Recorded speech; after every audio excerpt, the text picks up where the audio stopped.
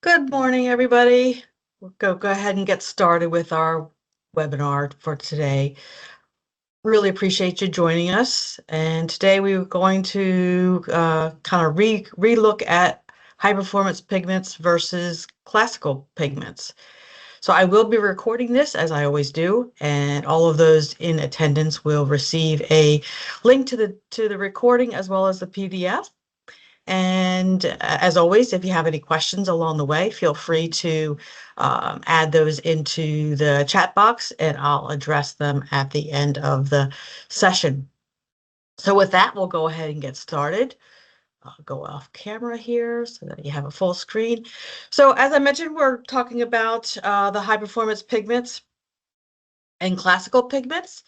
Uh, What's interesting on this one is pigments go back in history. Primarily, originally they were from natural resources. Um, and however, they had some drawbacks that were good at the time, but as technology improved, they were improved upon. So they were a little bit weak in strength. They typically were more dirty in hue, not very permanent. And they were harder to grind or disperse in the whatever medium that they were used in. As technology progressed and inventions were done, more synthetic manufacturing and refining came into being to address these issues. In today's world, we have pigments that have better strength, are much more uniform, so they're easier to use in a manufacturing environment, and also with cleaner tones and are easier to disperse. But in reality, in today's world, also pigments are considered a more mature industry.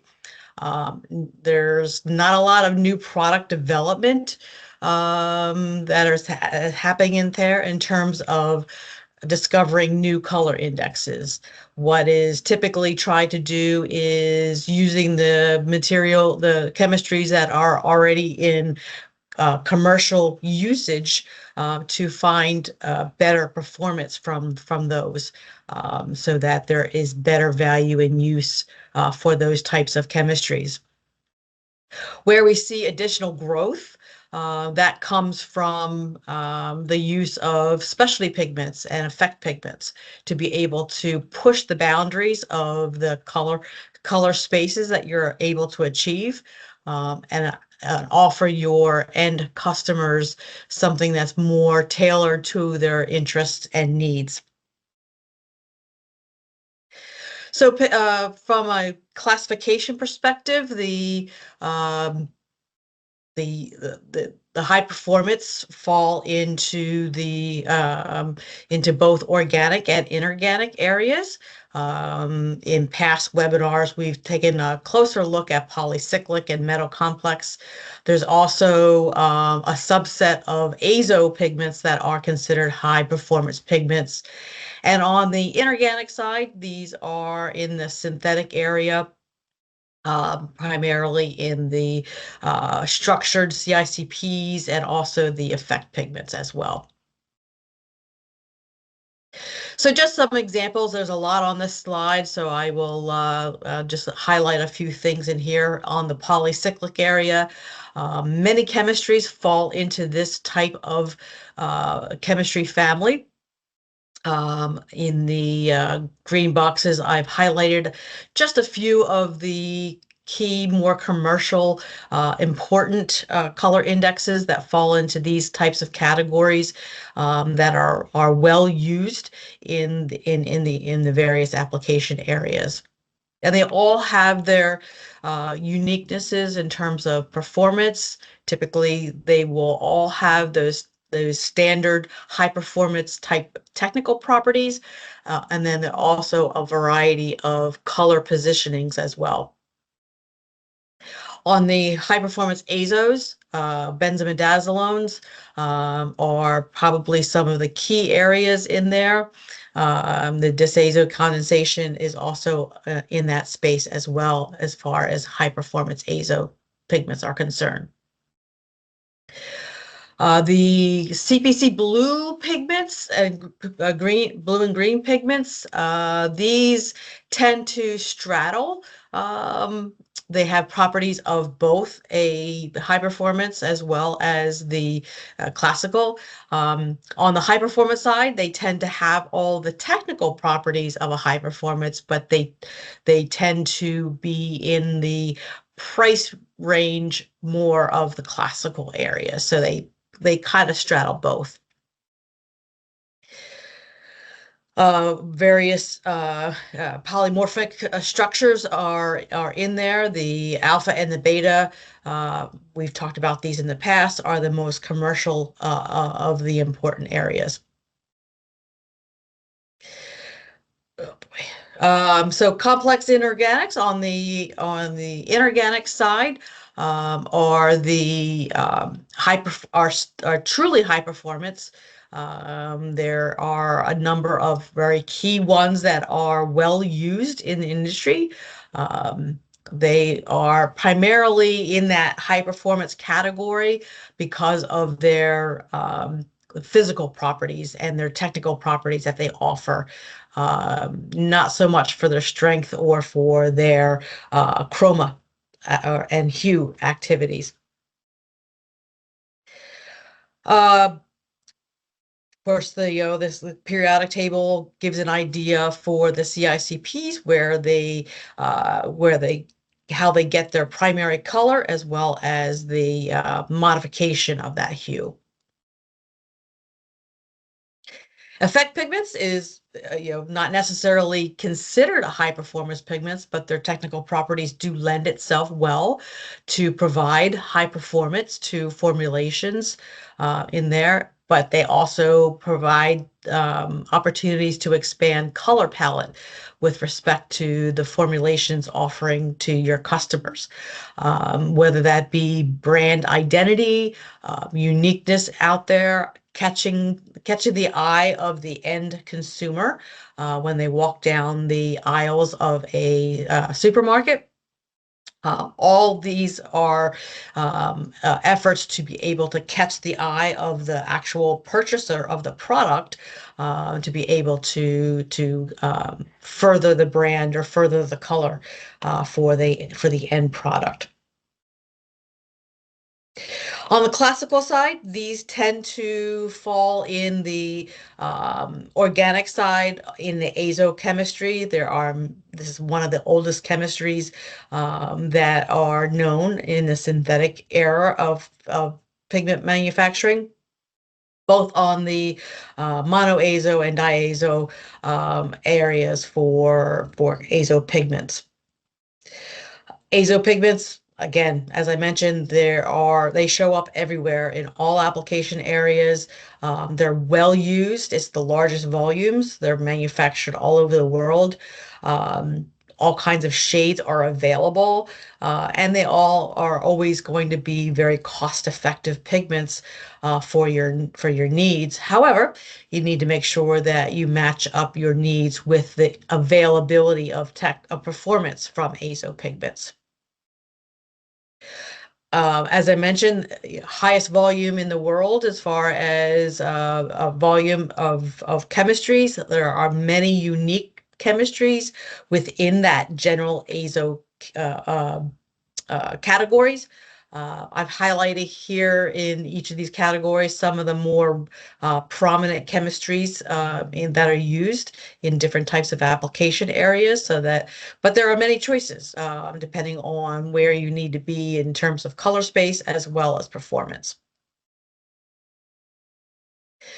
So as I mentioned, in terms of comparing high performance and classical pigments, some of the key areas that are used to distinguish the area, of course, are strength. Organic pigments tend to be have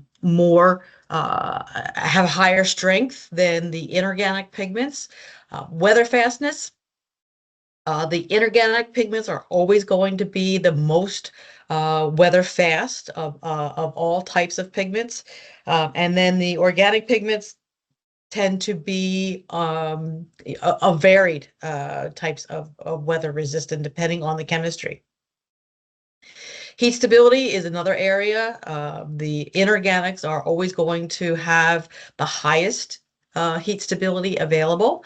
And then depending on the chemistry, the organic pigments can be also considered in that high performance area. And then lastly, chemical resistance. Is another area where high performance and classical tend to part ways with respect to that application in there. So really, it comes down to that crystal structure, which then creates that chemical constitution and then ultimately provides the application properties that are available from that particular pigment chemistry. And the key areas that are seen in this area, of course, we've discussed a little bit about them in terms of classical and high performance. Um, some of the main differences are the light and weather fastness. The classical ones tend to be on the lower to middle side, as well as fairly insufficient with respect to weather fastness. Heat stability is lower. And then fastness to solvents and resistance to chemicals can be lower than on the high performance area. So there's usually distinguished between the technical properties as well as the physical price tag of them. It does not take into consider some of the value and use that you might see with a high performance pigment over a classical pigment. And as I mentioned, the phthalo blues and greens tend to straddle, but also naphthol reds tend to straddle the two. They have a lot of the properties like the high performance, but they tend to be in the price category like classical pigments. So selecting the color process is important in that truly it's only going to be valuable if it performs the way that you need it to perform for your app, for your customer and your application. Other than that, it's not valuable. And every market segment is going to be unique in its needs for that technical requirements. Functionality is an interesting area because it really defines on who's asking the question for that functionality. It can be unique to a customer basis or even industry to industry in there. So it's important to understand who's asking the question for that functionality and what can be offered to be able to fill that hole in there. And it all comes down to the true cost of the raw material, which is really needs to be taken into consideration in the context of the total formulation and understanding the total cost in use in there. And we've talked about the value in use, cost in use. Those are synonymous in their usages in here. But here is really to understand is are you the amount of money that the formulation costs to get you all of the as many properties as you are trying to achieve with that particular formulation for that customer. So it's not necessarily a quick, simple calculation of dollar per pound for these kinds of things. You do need to make sure that you are meeting your needs for the formulation selected. As we've seen before, it really comes down to the pigment chemistry. There's only a certain amount of synthesis that we can entertain to direct target properties, and that's only limited to to a certain extent. From there, it's then what we can do on the finishing end to shift the properties in one direction or another by choosing an additive, or surfactant, or even in the drying process and milling processes that we have the options in a pigment manufacturing environment to choose from to be able to optimize the properties for that particular end application.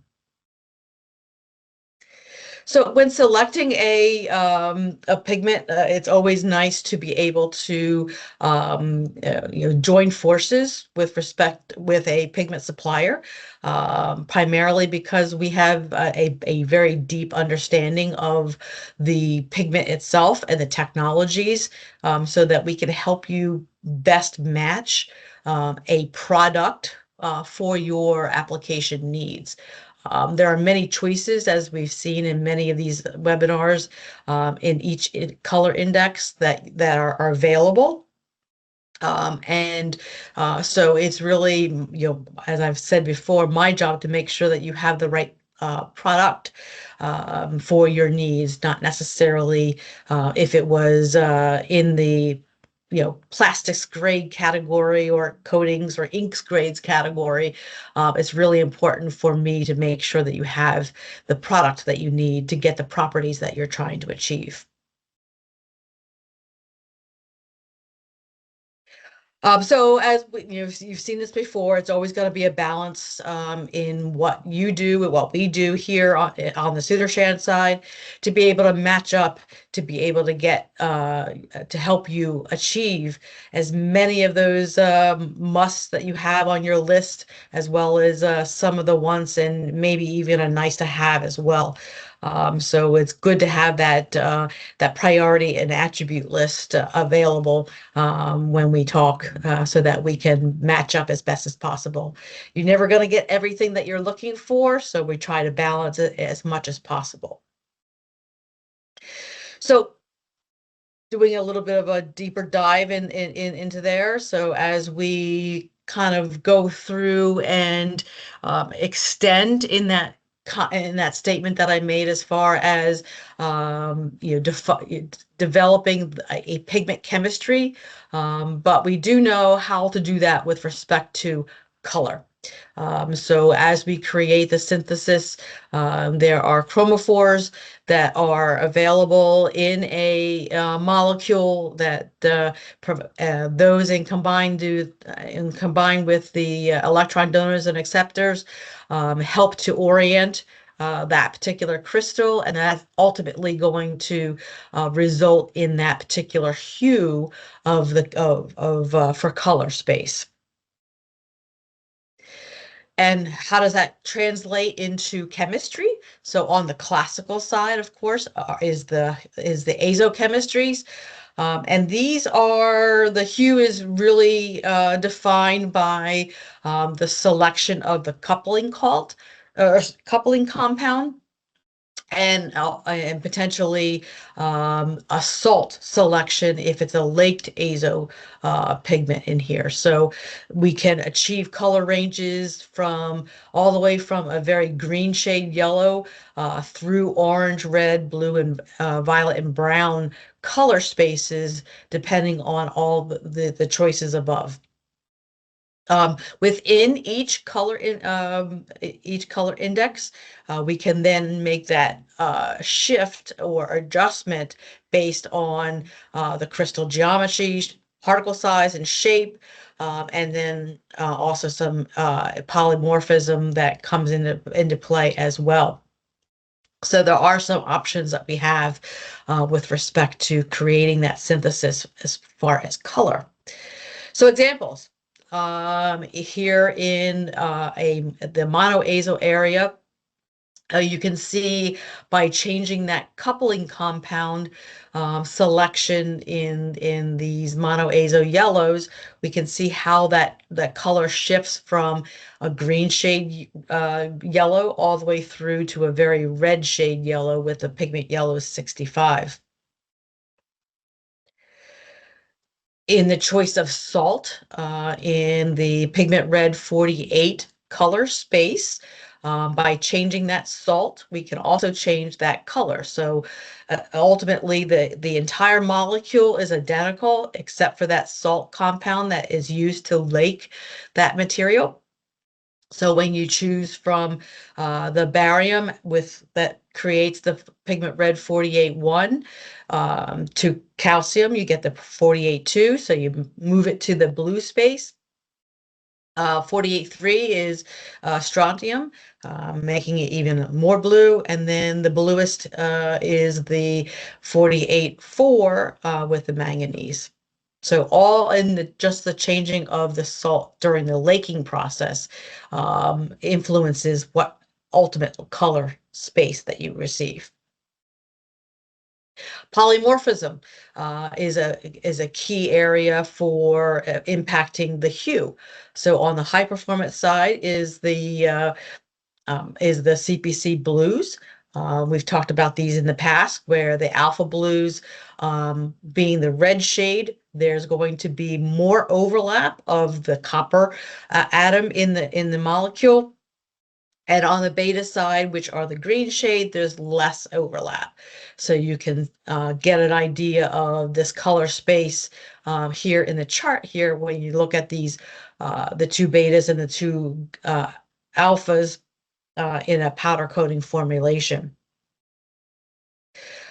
In the violet 19 is also polymorphism. The gamma crystal is the traditional red shade. There we are achieve that shade by attaching 4 molecules to a 5th molecule in the synthesis process. The beta is the more blue shade or more violet shade. That way we create by attaching 2 molecules to a 3rd. So again, polymorphism dictates the ability to create different shades. And then lastly, in the in the high performance, also in the quinacridone family, is the type, position, and of course polymorphism that we just discussed of the additive on that basic quinacridone structure. So when we change from a methyl to a chloride attachment on the R2 and R9 position, we change the shade from a very blue shade to a very yellow shade red. If we stick with the chloride attachment but move the positioning, we also change from a very chromatic red to a bit of a dirty red from pigment red 202 to 209, just by changing the positioning of that. And then on the inorganic side, the CICPs, we see by changing out the metal type in that particular crystal structure, we certainly see a significant change in color positioning based on that primary metal in the structure. So the entire structure still looks the same, just that primary metal makes the hue difference, going from a very light yellow color in the pigment yellow 53 to a tan with a brown 24 and to a traditional brown with a yellow 164. Tint strength is another area where there's some very good distinctions between classical and high performance. So they are many ways to change the strength within a category of type. Some examples that I have here with respect to high performance polycyclic pigments, we can enhance that aromaticity. On the azo side, moving from a monoazo to a diazo is another way to do that. And so there's also some finishing choices that can be done as well once the chemistry is complete. All of these are options to be able to consider to be and in your choices. But it's good to understand the background and how the chemistry and finishing can impact strength. So examples, again, in the classical area for doubling the azo in there, going from a mono to a diazo. Here we see going from a pigment yellow 3 to a pigment yellow 13. Very similar structures on the ends, but we see the standard depth strength going from a 1 to 2 TiO2 with the mono azo to a 1 to 3 TiO2 for the diazo in strength. Again, also the type, position, and polymorphism in the quinacridone family can also impact strength. So polymorphism with the violet 19s, we see a significant difference between the gamma and the beta shades of or crystal types with respect to strength.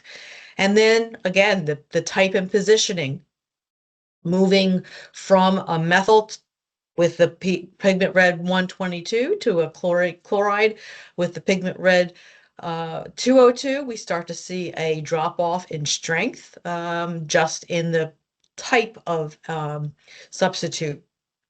And of course, then the positioning of that chloride from the 202 to the 209 also shows a drop off in strength. So all of these chemistry manipulations, if you will, do have an impact on the actual strength, in addition to the color that we talked about earlier.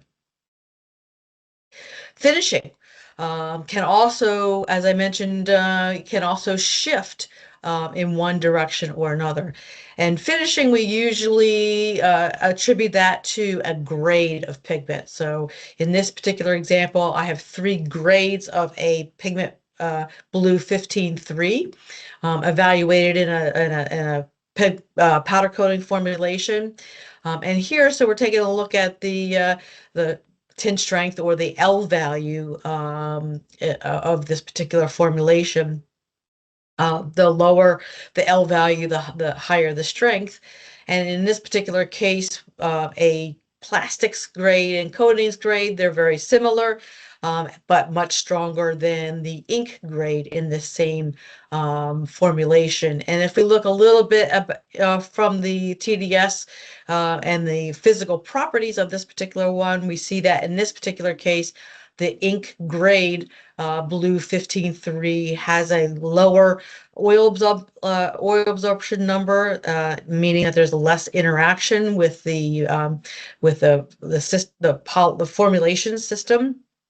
It also has a lower surface area, so there's a larger particle size in there, so a little less physical space to disperse and create that strength. Finishing also is related to the choice of drying for a particular product itself. In this example, we are looking at a pigment blue 15-2 and the impact of 2 different types of drying processes in this particular formulation. So in this case, drying process number 2 has a larger impact, a higher impact of strength over the drying process number 1, I'm sorry, excuse me, for this particular formulation in here. And what we see in this particular case, when we dig a little deeper, is drying process number 2 provides a overall smaller particle size, but more importantly, a more narrow particle size distribution to be able to achieve a higher strength over drying process number 1. Formulation can also show different types of impacts in terms of strength. In a lot of cases, the same pigment itself, or pigment product, I should say, is used over many different types of formulations in there, primarily for simplicity's sake with respect to raw material inventory and selection, or toolbox is probably the better way of describing it. But if you look across multiple formulations, you can also see some differences in here. So in this particular case, we have the exact same drying process. In this case, it's that drying process number 2. But when we look across a solvent-based polyurethane versus a water-based polyurethane versus a more industrial alkyl-melamine type formulation, we see some significant strength availability differences between there in there. So trying to be more simple with respect to a toolbox is great from a overall management, raw material management, but also know that it can also provide some maybe some more limitations in certain formulations that may not be valuable to you as an end user. Again, in grade, this one is a water-based ink formulation, so a number of different grades were evaluated here. So we start to see some differences in terms of how the strength ultimately results in this particular formulations. So again, it's really matching your need with the end product itself. Okay, again on the this is another ink formulation, this time on a solvent-based side, looking at several Pigment Red 48-2 grades. Again, we see quite a variety of responses. In this particular example, this plastics grade 48-2 had a much higher strength than even the ink grade 48-2s, as well as some other options in here. So again, it's really matching up the ultimate product with your formulation based on your attribute list. Light fastness and weather fastness, this is primarily defined by that chemistry. And all other things can influence the end result. Of course, you don't ever take a look at light and weather fastness of the pigment itself in isolation. It's always with a surrounding medium, so that can also influence the full response. So in this particular case, it's always important to compare apples and apples with respect to the formulation. Even with respect to cross-application areas. So for example, the response in a water-based formulation may not be the same as a solvent-based formulation in there because of that impact of the formulation itself on the pigment. There's some correlation that might be able to relate to some of that substitution, and I have some examples for you. Just a little bit of a backdrop in the pigment industry. We tend to use some very basic scales to be able to identify what that light fastness is. Primarily because there are so many systems out there, it's nearly impossible to be able to provide very detailed and specific information on light fastness and weather fastness. So for light fastness, the accepted area is called the blue wool scale. And here, these are comparison of unexposed to exposed light fastness comparisons, and each of these are rated in a 1 to 8 rating, where an 8 is deemed to be or is to be light fastness. So that translates into a delta E of about 1. If you were trying to make that comparison with numbers versus a visual assessment, all the way down to a blue wool scale of 1. Excuse me, being extremely not light fast. On the weather fastness, it's a similar scale. This one is called the gray scale. Again, it's a similar type of comparison of unexposed to exposed. In this particular case, we use accelerated weathering to be able to help identify that the relationship to outdoor weather exposure conditions. This one tends to have a grayscale rating of a 1 to 5, although there are the in-betweens, the 0.5s available to that, so that the identification can be a bit more precise in there, but still is going to be a comparison to the unexposed. And in this case, a 5 would be a good weather fastness rating, and 1 is the worst.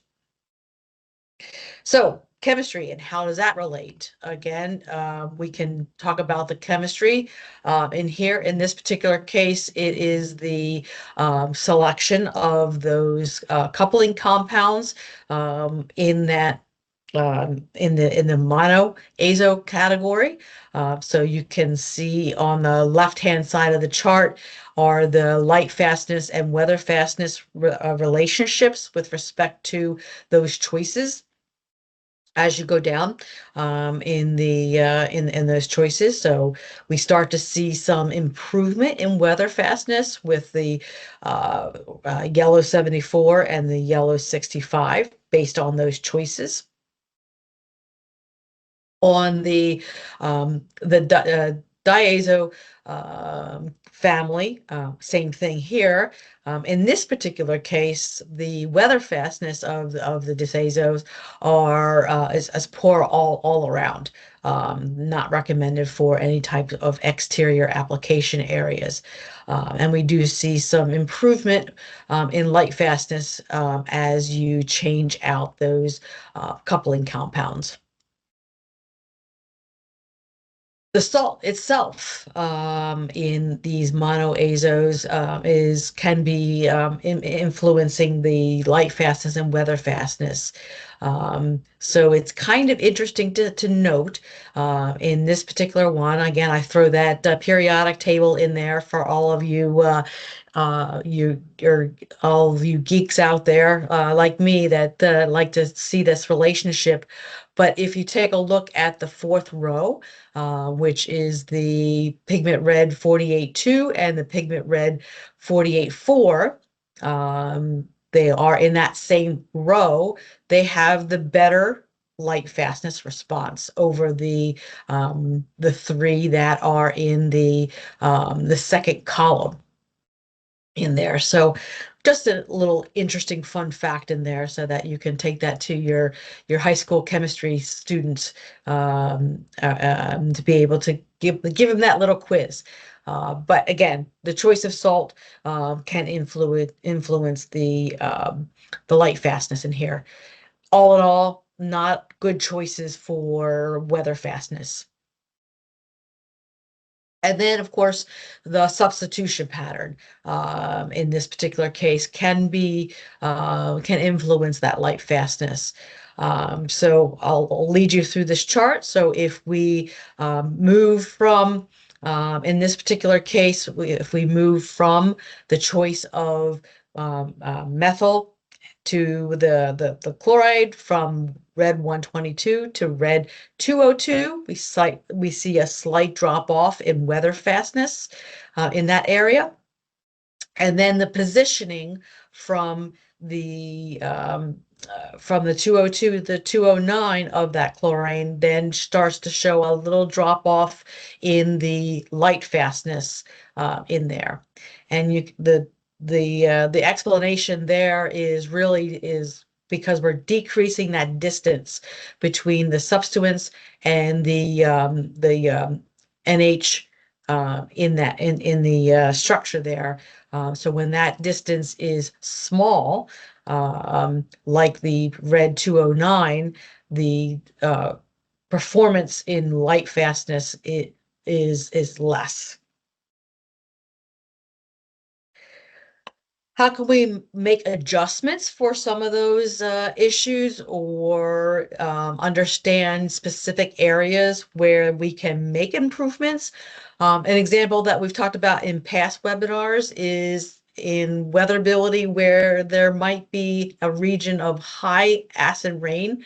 Um, uh, Components to that weathering aspect of it. So traditional UV weathering and in Florida types of things does not take into consideration high acid rain content for this type of response, but it's out there.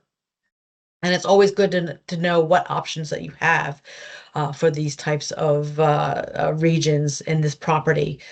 So we've talked about using substituting some cobalt blue for the CPC blues to be able to improve or eliminate the exposure for weatherability in these environments. And this example shows that you can make a 50% improvement by replacing the TiO2 in that type of formulation with a cobalt blue. And you can see from the color chart how that performs in terms of color itself, or totally eliminate it with respect to using the cobalt blue in isolation.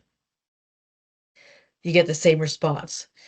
Little difference, and this comes back to some of that polymorphism that we talked about earlier, is in the plastic area, where we see that improvement in the alphas, where there's more overlap with respect to the copper atom in the molecule versus the beta. In this particular example, there is no improvement in the beta area by using the cobalt, but there is the same 50% improvement in the alphas. Again, going back from a weatherability and hiding power with respect to some of the uh, organic pigments. Again, using the CICPs in a different way to achieve some additional higher end properties that might be useful for your formulation.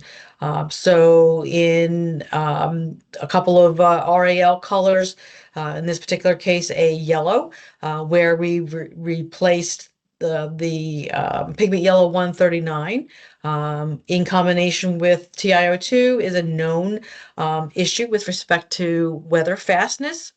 By making that replacement, we see improved weatherability as well as additional hiding power, which can be important for you as the user of that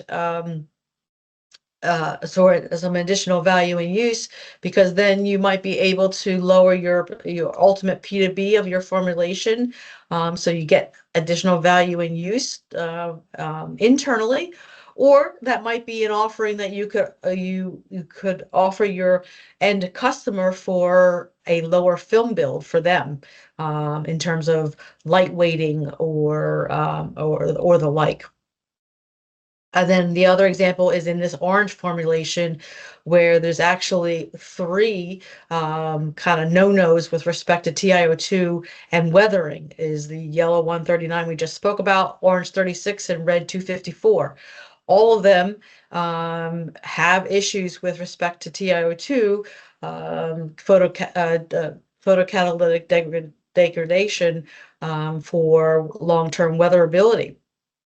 By shifting that around and removing the TiO2, you also get that improved weatherability, but also some hiding for that additional value in use to either you or your customer. And then even in effect pigments, we can achieve additional performance enhancements in terms of weathering, depending on what type of chemistry surface treatment we put on and how much we put on. In this particular case, we are looking at 5-year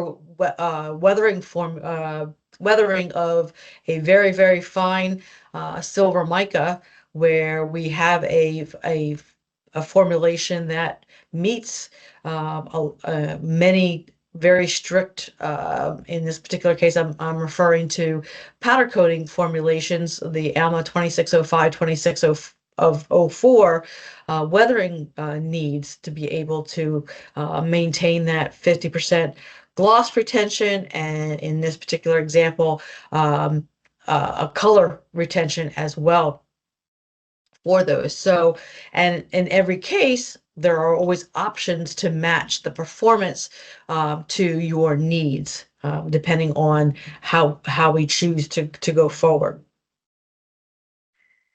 Solvent and migration fastness is another area to consider, and how the chemistry can be impacted. And here again, we're talking um, uh, classical versus high performance. Um, Again, there's also options to improve. In this particular case, this is another example where moving from monoazo to disazo is a way to improve that fastness properties. Um, Changing the substituents is another area. So there are different ways of doing things that we can do on a chemistry basis, which then relates back to the color index itself. So in this particular example is in plastics. The same violet 23 can have a different result depending on the plastics itself. So in this example, we have the violet 23, two types, in a LDPE a polymer formulation, and we see both of them have very good bleeding results, migration in this results. But when we shift to PVC, one type does have a poorer response than the other type. So again, it's related to that combination of pigment product itself and the formulation that it goes into. Moving from monoazo to disazo is another way to change that result in one direction or another. So I've arranged these based on color space, and you can get an idea of some of those specific bleeding results with respect to these chemistries and where they fit in color space. These are all the bleeding values that I have here are just an average over 5 different types of solvents. Some are going to be better than others, but you get a better feel for a certain color space, how the response will be. Changing the substituents in terms of these chemistries. Oh boy, the chart didn't come away very good. Can also help in that respect in terms of bleeding response. So we've got 4 reds here, and when we increase the amount of these CONH additives on there, we see the bleeding performance again going up. Our TDSs will always give you a guide as to how to utilize these types of chemistries. In this particular case, in the magenta color space, the Pigment Red 57-1 is very similar in color space to Pigment Red 122. The 57-1, of course, is a classical monoazo lake, and the red 122 is the high performance quinacridone. Both of them have very different responses for heat stability, and you can see how that is here in this particular chart with respect to how the delta E changes with increasing temperature. And similarly in the orange space, orange 34 on the classical side, orange 64 on the high performance side. Again, very different spaces with respect to heat stability response. Certainly the orange 34 is used in plastics, but in very limited and low temperature applications. And then also by the choice of salt, I thought this example was very interesting in that the three that are in that second column, the red 48, 1, 2, and 3 in the second column of the periodic table, do have a slightly better response with respect to heat stability at 260 degrees, or maybe 240 is probably a better choice for that particular response. But the solo one out there in that fourth row is the Pigment Red 48-4.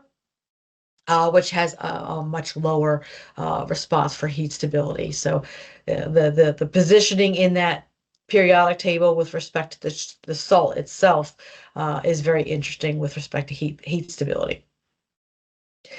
And then the finishing and polymorphism, of course, is also can impact performance. In this particular example, these are all in plastics, taking a look at the filter pressure value, which helps to define the dispersibility within the polymer matrix. And there are a lot of options here to consider.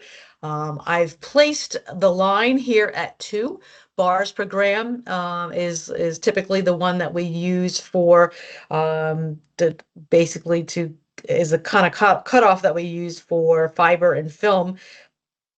Below 2 is a good option for fiber film.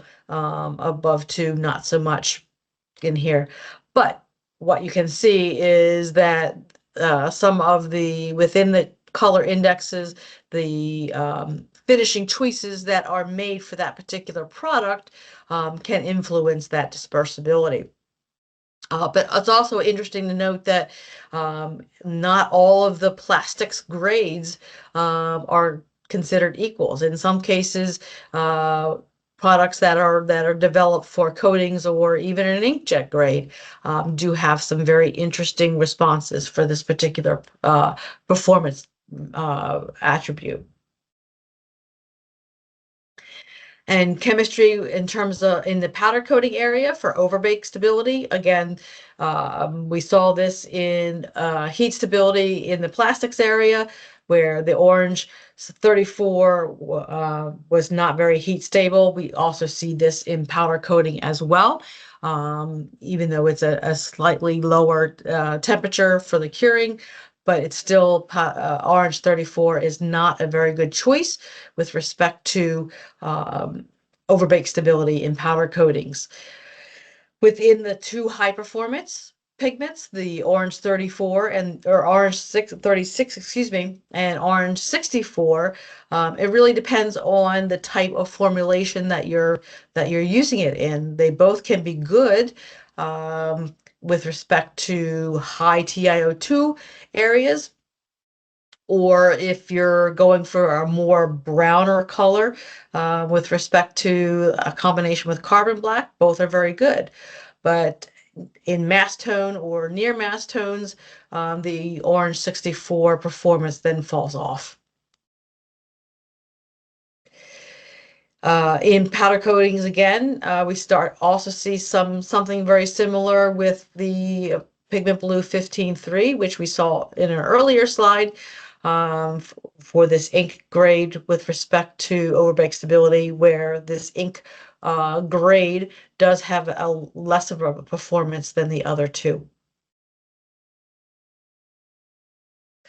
So that ends our webinar for today. We will not be having a webinar in September. Got a busy month for conferences. We'll be giving a paper at the CTT Summit in September, early September, in Chicago. And then again in the plastics area for CAD Retech in the middle of September.